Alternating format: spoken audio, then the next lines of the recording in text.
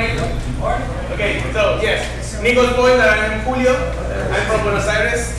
And when I was thinking about this presentation, I was bouncing between two concepts, which were self-evaluation and self-review.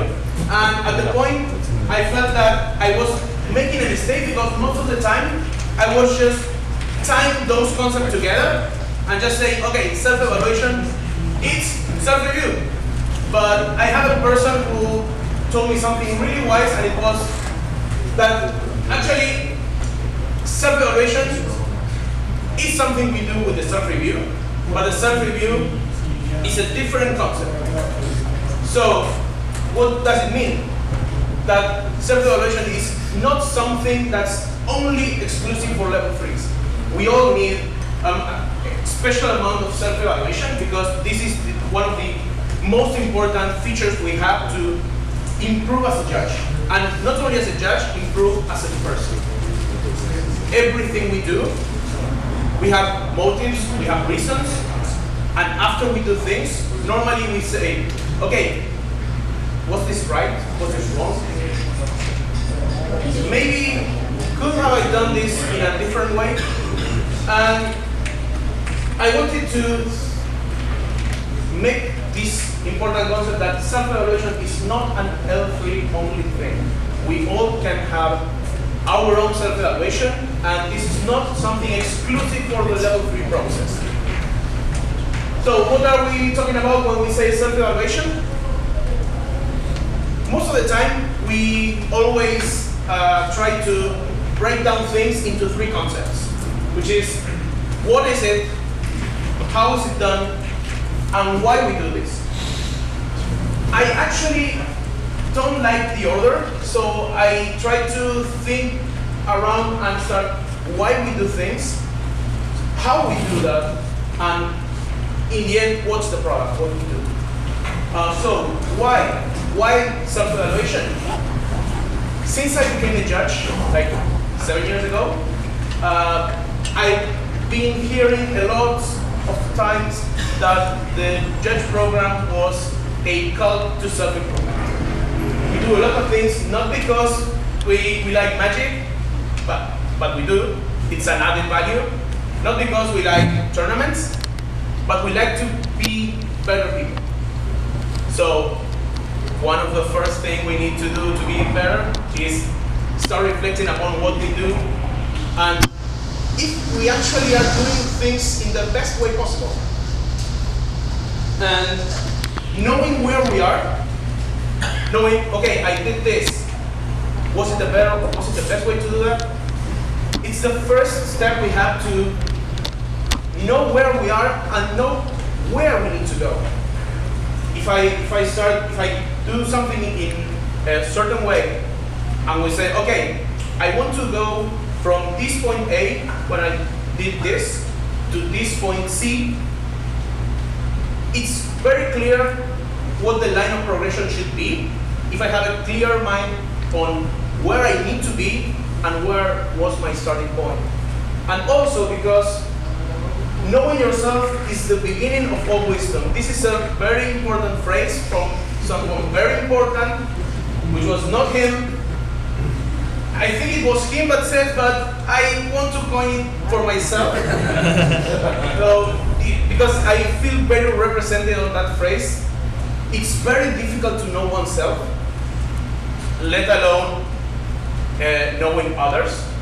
We all have this phrase of the best people that knows you is yourself, and sometimes that's not very accurate because we are not taking into account a lot of moving parts that are really key on self-evaluation. Okay, so how we do it? Just think about what we're doing, how we're doing things, why we did things in a certain way, and something, asking questions. Say, was this good? Was it bad? Did I achieve what I intended to achieve? Did I achieve anything else that wasn't expected? Did I create any conflict by doing this? Did I notice that I created any conflict with this? So this is the first thing we do when we self-evaluate us. So thinking. And we do think all the time, so that's not something very hard to do. And what we do, well, what is self-evaluation? If you had to find a dictionary definition of self-evaluation, what would you say? Yes. Okay. So, great definition, right? Does it just any extra light? That's a what? That is a what? Yeah. And we also tie to this self-evaluation to judge-ups and the self-review. This is a good resource for self-evaluation so that we have a written record or somewhere to keep track of what were our notes, what were our thoughts, so that in the future we can go back, see where we were, where we wanted to be at that point, and whether we reached that part or we didn't. And if we didn't, okay, to start working on what we need to do to finally get to that point we need to go. And I actually think, but for a lot of people, especially for level 3 candidates and the writing of the self-review, many people told me, I find really hard to write my first self-review. I was like, well, it's talking about yourself. We do it all the time, but why it's so difficult to reflect upon ourselves? And I just found 3 key aspects, which were psychology, doing it solo, I mean, self-evaluating just alone, without any other input, and the lack of practice. The lack of practice in the sense of how many times are we actually challenging ourselves on the things we do, the things we say, and why we do them. And about psychology, it's kind of simple. We are subjective beings. We cannot be objective on many points because everything we see, everything we do, everything we say is going through a glass of our own perception, our own beliefs, our own feelings, our own opinions. And it's pretty hard for us to detach from that because it's how we understand the world. It's how we see things, and getting from that point to another point, to another different view, it's kind of hard because there are some things that are called cognitive biases. Is any of you familiar with the concept of cognitive biases?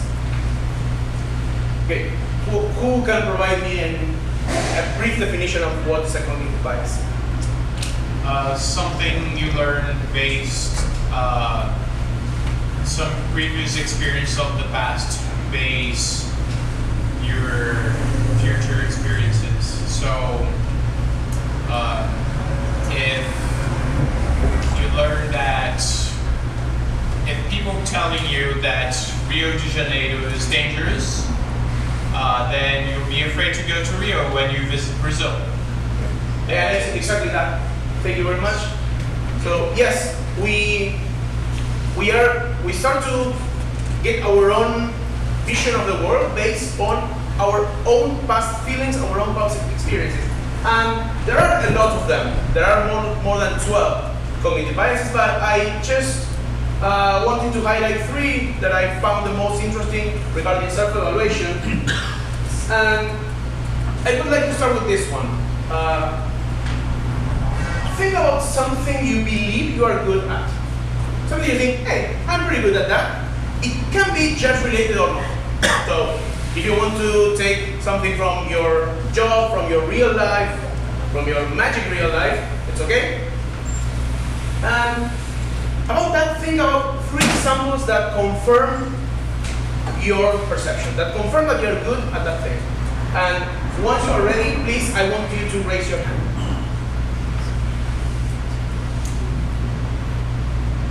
Okay. Wait, only 3 examples. Okay. It took like 1 or 2 minutes about thinking things we're good at, right? So, think about 3 examples that refute that thought. That say, okay, maybe you are not that good at that. Okay. So, but which one was harder to do? Think about why you were good or why you were not good. First one was harder for you? Hey, if we believe we are good at something, we usually say, yes, I'm good because of A, B, and C, or D, because I did this, I did that.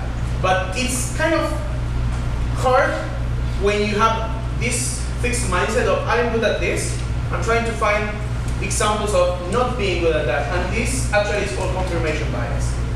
Confirmation bias is the act of thinking about putting more weight on the things that confirm your beliefs and trying to find reasons to discard the ones that doesn't.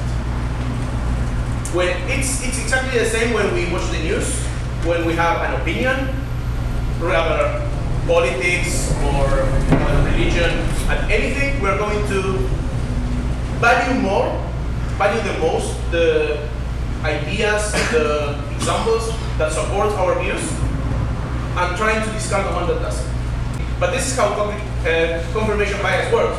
We only focus on the things that support our own views and our own understanding of the world.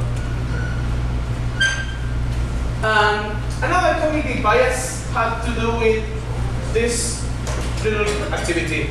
I would like you to have a look at the phrases at the screen and tell me if you have heard or said these phrases. For example, I can't believe I had that car.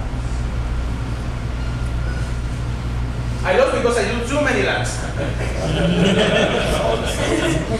I got manuscript. They got lucky. They cheated. So, what's this? What are we doing here? What we're doing is just trying to find the reason on the outside for the things that happen to us in a bad way. This is called self-serving bias. What we do with this cognitive bias, we always try to find some outside aspect, some outside source for the things we do badly, and try to, on the other hand, give us all the credit for the good things that happen to us. Another magic example is really simple. I mean, most of the time we lost, it's not because we kept a bad hand or we didn't do as many mulligans we need, but because our opponent top decks. Our opponent got lucky. Our opponent just had that removal at the time they needed. So always the blame is on the outside, but when we win, we say, yes, I played really well. So, see, we are surrounded by this. We're just putting a name to something we do all the time. About something we do all the time, I had something funny for you for the next cognitive bias, and I would like to watch this video. I don't know if you might recognize the scene.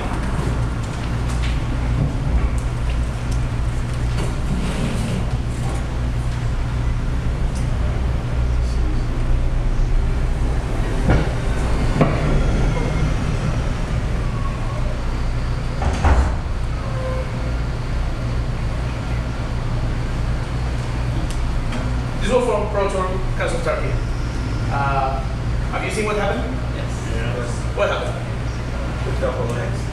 He picked up a land and just replayed it here. This is an arsenal. The one that you reveal, and if it's a sorcery or instant, you put it in the hand. But yes, the player just cast a match removal, and the player here, when he picked the card from the table, he also picked the scry land that he played on the previous turn. So the thing is, was that cheating for you? Yes. Okay, raise your hand if you think it's cheating. Okay, so my question for you is now, if you were the one on the camera, would you think what you were cheating? No. Would you have any other, not say excuse, but any other reason for what happened? Yes, the opponent got virtues and I got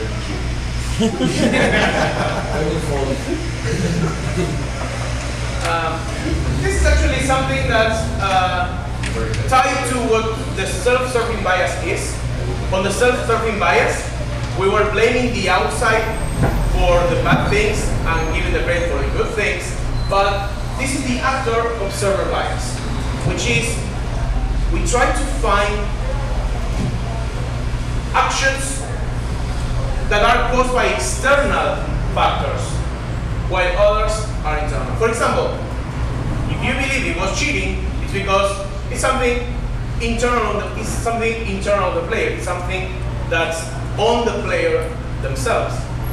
But I thought that if you were the one being questioned on camera, maybe you would say, "I was nervous. It was my first time on camera. I just brain farted. I thought it was one of the cards in my hand." And trying to find some other reasons outside of yourself to justify that action. And we do that all the time as well. We are in a position in which we did something in a bad way. We flunked in a ruling, for example. We were tired. It was the last round. I hadn't slept well. It's not that I never double check the ruling with the judge or take 1 second to reread the card. It's only because the external conditions were faulty for us. But if we see someone flunking in a ruling and says, "Hey, this talk really needs to reread the RPG." So you see how this duality for our brain works? And this is not a cognitive bias per se, but it is something, a phenomenon that I found really, really interesting. And I want you to rank yourself among the judges that are here in the conference. So, are you the top 30? Are you on the bottom half, the top half? Are you on the top 10 maybe? Judges? Are you the number 1 judge here? So, I'm not going to force you to share how you ranked, but I have some things to tell you. But actually, I'm not telling you, so Lisa is going to tell you. You might not be as good as you think you are. There might be always someone better than you. There might be always someone that's not as good as you. But sometimes we are ranking our abilities really high, or actually higher than it is. And this phenomenon is called the Dunning-Kruger Effect, which is also called illusory superiority. What does it mean, this illusory superiority? On the way it's defined on the paper, it's kind of, some people might not take it in a nice way because it's referring about incompetence, but it means that the less experienced you are, the more likely you are to make mistakes. And that's okay. But the problem is that it's more difficult for us to recognize that we made mistakes. So the less experienced we are, the more prone we are to make mistakes, but the harder for us to recognize that we made a mistake. And I mean, how many times have you argued with a higher level judge because of a ruling you did, and they told you, well, but the IPG says this other thing, and you were on, yes, I know the IPG, and I know what we did, and I did it right, and I believe you're wrong. Has it happened to you? Especially when we are new, we have this, and we are starting gaining experience, we are really full of confidence. And this illusory superiority comes with a dual burden, which means as inexperienced as we are likely to make more mistakes and rather difficult to notice them. But as we start gaining experience, there's a very big problem because we start getting less confident and less confident and less confident, up to the point that we know what we are lacking, but we are focusing on what we lack rather than what we know. And as we are gaining more and even more experience, we know that we know things, we know that we lack some things, but that's not a concern anymore. This is just kind of picture on this chart. So we start at the zero competence, zero knowledge. So everything is like new, it's in a different language, we actually don't know what happened. But as we start gaining experience, our confidence starts just spiking up to the point that with some little knowledge, we believe that we can do anything. Problem is, once we start getting more and more knowledge, we start focusing on, hey, there's a lot that I don't know. Instead of, hey, I've been learning a lot. So we reach this deep descending curve where we start going on, hey, there's still a lot to do, there's still a lot I don't know, I'm never gonna be good at this. I'll start just losing and losing our confidence. And as we are getting help, as we start committing ourselves to acquiring more knowledge and experience as well, then we start going up on our confidence until the point someone called the expert point, but I don't think we always reach this expert high 100% expertise. But the more knowledge we have, the more confident we start getting, because we know we do things, we know we lack a lot of things, but we're focusing on, hey, yes, I'm still lacking some parts, but this is what I'm lacking, this is what I know. So it's how we shift the value and the focus. We value what we don't know when we start getting more experience, and then we start valuing what we know. Then I talked about doing it solo, about how we do self-evaluation alone. The thing is, if we do it alone, we are victim of the cognitive bias I was just telling you about. I mean, we have our only vision of the world, which is affected through all these biases. If we believe we're good at something, okay, yes, we are good. Because I think I'm good. And that's the risk of doing self-evaluation as an only activity, as a lonely activity. For self-evaluation, we really need others. We really need people to tell us, hey, this is the image I have for you. And for us to say, hey, this is the image I have for me. What happened with this one? Because this is not the same. And the lack of practice, do you remember this? It's a great barbecue pit. So what happened? This was the first time he tried to do a barbecue pit. He didn't have the instructions. He really messed things up. And this is especially important for us when we are trying to evaluate ourselves. If we don't practice this regime of thinking critically about what we do, how we do, and why we do, this is going to happen every time. This is going to be our barbecue. It's exactly the same as, and I really like this phrase, some of you that knows me better know that I love this example. It's like going to the gym. I'm really good at self-evaluation, not very good at the gym, but it's our commitment. If you go one day to the gym and you look yourself in the mirror, you will see that nothing happened. You may be knowing that there are some new parts of your body that can be in pain, that you never knew before, but then you go to the second day to the gym, you look yourself in the mirror, you just look at your arms and say that nothing happened. You go on this next week, you go again, nothing happened.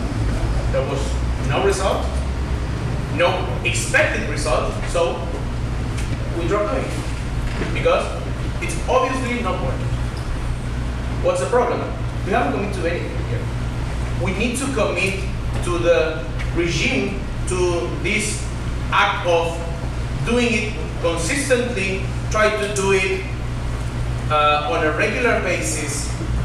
And it might not be tomorrow, it might not be next week, it might not be next month or next year, but at some point, you are gonna notice an improvement.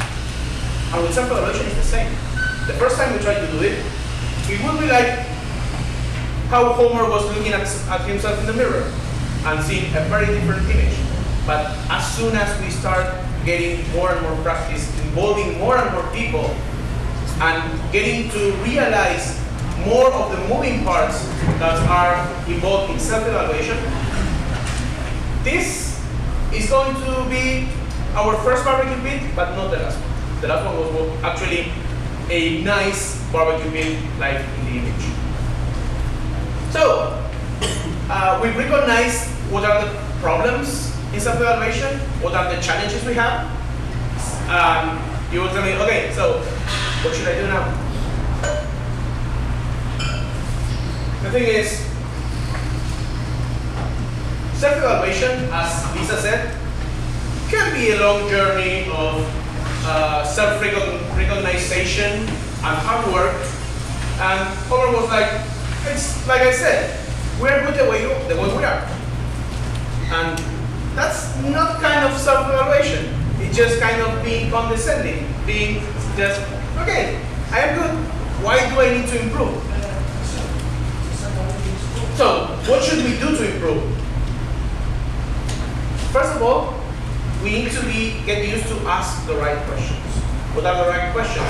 Okay, questions that might not involve only our own thinking, our own opinions. Find examples.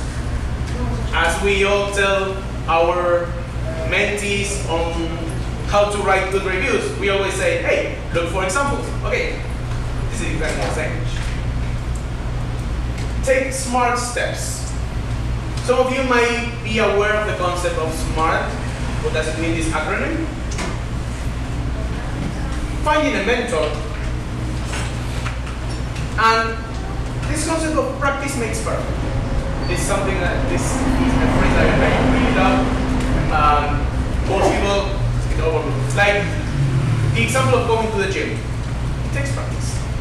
To get fit, you need to practice. So what about the right questions? I try to think about what are the questions that I want to ask myself. So what is the starting point? What do I think I need? For example, I need to improve in benches.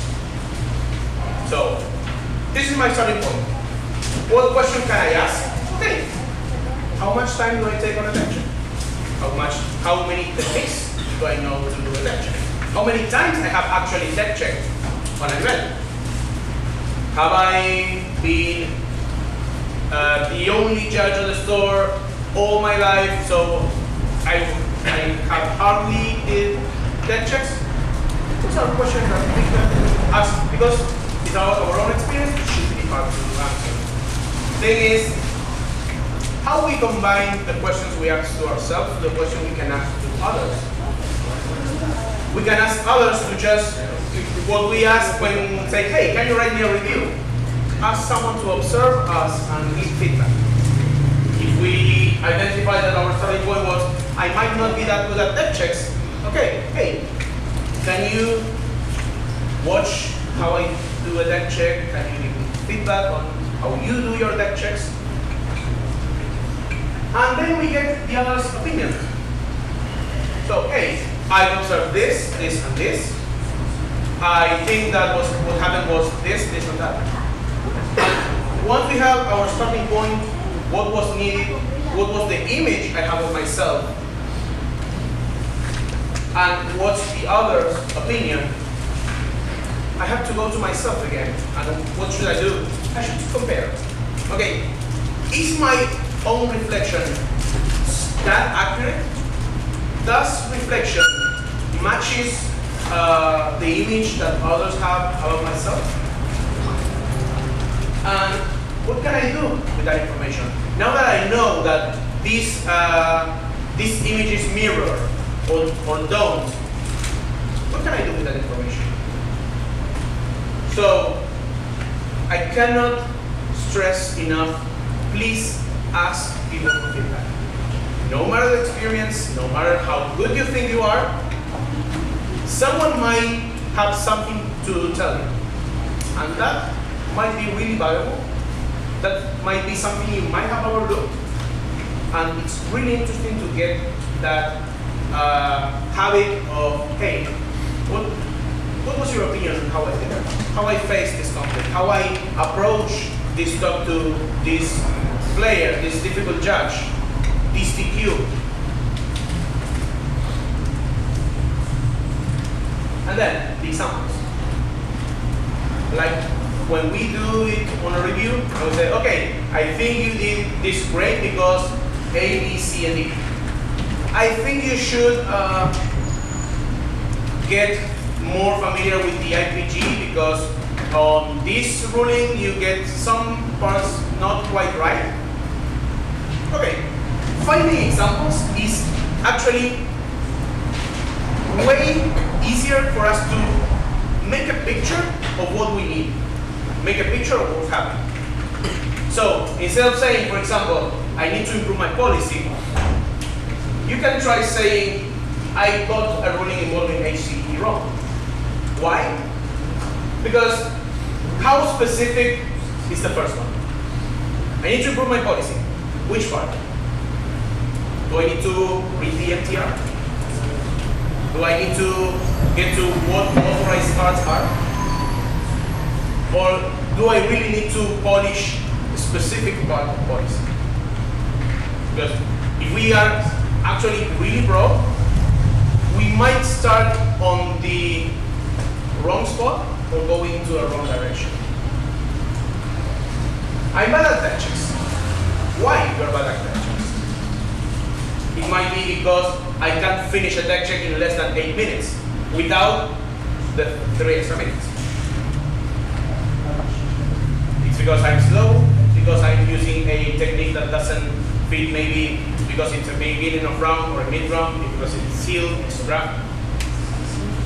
We need to find examples of why we do things, because it will always be easier what we have to do to improve.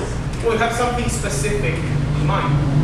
It's like when you get a review and you say, hey, this review is really vague. I actually don't know what this folk is telling me. Say, you need to work on your customer service. Which part? Why? What happened? So being specific at that helps us to just, okay, oh, this happened. So I need to focus on things related to this angle. And what are smart steps? It's not because smart of being really intelligent. Rick. Specific, measurable, attainable, realistic, timely. Great. So yes, this is smart because it's specific. It's, okay, this is the goal I have. This is what I want to achieve. For example, I want to improve my policy. How specific is that? No. Not very. If I say,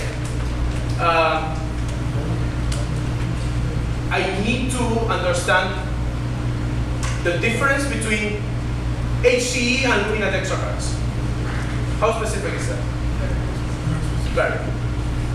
Yes, measurable. We need to have a clear way to determine if we actually improve on that, if we actually reach that goal or not.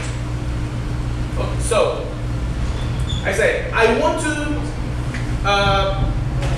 know well the difference between HCE and LEC. Okay, how would I measure that? Would I measure it when I have some ruling on the floor? Would I measure that on a practice exam? Would I measure that when I'm writing an article? Achievable. This is really important. Why? Because we need to think of goals that we actually can achieve.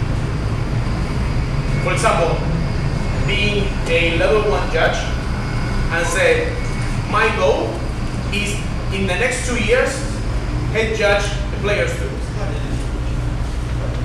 Is it actually reasonably achievable? Maybe not. So, and what's the problem with thinking about non-achievable goals? What do you think? What's the problem there? Frustration.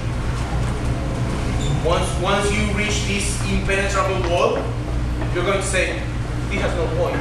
I'm just not going to continue. Realistic. Again, it is something that can be achieved in reality. It's something doable.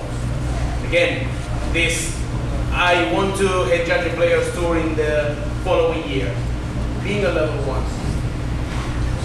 First of all, we don't know the exact mechanics of players tour. And it's actually highly improbable that if we stay at level 1, we are even being noticed for that. So it actually is not realistically achievable, it's not a realistic goal, sorry, to have this as our milestone. And then timely. How much time I want to devote for this goal? How much time I want to develop and say, okay, but I need to achieve that goal. If we don't set any timeline, if we don't have some deadlines, some commitment, we can take forever and never leave step 1. So forcing ourselves to have a clear timeline to achieve a goal help us to know, okay, so I need to do this by this date. What's the best way possible to do that? For example, there are SMART goals and SMART goals. So, you see the difference? So, improving the deck checks, yes, it's a goal, but was not very specific, didn't have actually any timely fashion. It was realistic, yes. Was it measurable the way we phrase it? It wasn't. But if we look at, for my next big event, so, I want to consistently perform deck checks in less than 5 minutes. This is specific. This is measurable. We need to perform the deck checks in less than 5 minutes. Is this achievable to perform deck checks in less than 5 minutes? Yes. Leaving alone the whole Battle of Wits decks. But is it realistic to deck check in 5 minutes or less than 5 minutes? Okay. You see that this is a very big concept, these SMART steps, SMART goals, but you can just do it in a simple phrase. Where you have your specificness, where you have your measure, achieving, realistic, and timely. Find a mentor. You maybe are familiar with the concept of mentor from the Greek mythology. This character mentor that was accompanying someone, guiding. So, what is a mentor? Give me some definitions. I would think someone that may guide you when you don't know what to do, okay, how to proceed, and someone who asks a question you don't have the answer because he's older, wiser, or whatever. Okay, that's good. Thank you. Any other thoughts? Any other something? I think a mentor is a person who can watching what you're doing and sometimes helping you to improve or teaching another way to do things, just not in teaching you new things. Okay. Any other thoughts? A guy whose path you've chosen that can help you deviate from your objective. Okay. Nico, you were raising your hand. Mentor is someone who uses their own experience to give you that insight. Invest their own experience, yes? Maybe some cases someone that represents an image of what you want to become. Yes. Yes, it's also Someone who will constructively evaluate yourself. Okay, yes, I actually really like all those thoughts. I have my own. It might not be in the same order, but I believe that matches all you have been saying. It's more experience. We always look to someone with more experience because we need that guidance. We need someone to constructively evaluate themselves. We trust and respect that people. I mean, a mentor is not someone who is just thrown in front of us and say, hey, he's your mentor. We choose our mentors. We choose the people we want to trust. We choose the people we want to respect. And we can say, hey, this person is really knowledgeable, but I actually don't have that trust. It should be a positive influence on ourselves. It's someone who pushes us to be better. And as Kevin also said, it's someone who is able to provide critical, constructive, and also honest feedback. And when I was rewatching The Simpsons, I found that also we can think a mentor as a two-way street.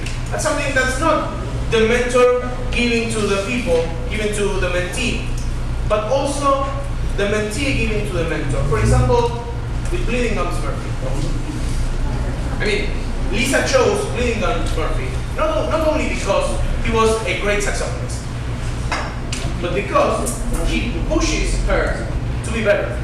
He pushes her to improve her self-confidence, his relation with his family,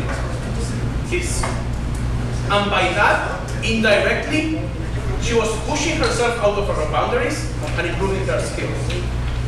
I really like to think mentorship and the mentor-mentee relationship as a friendship.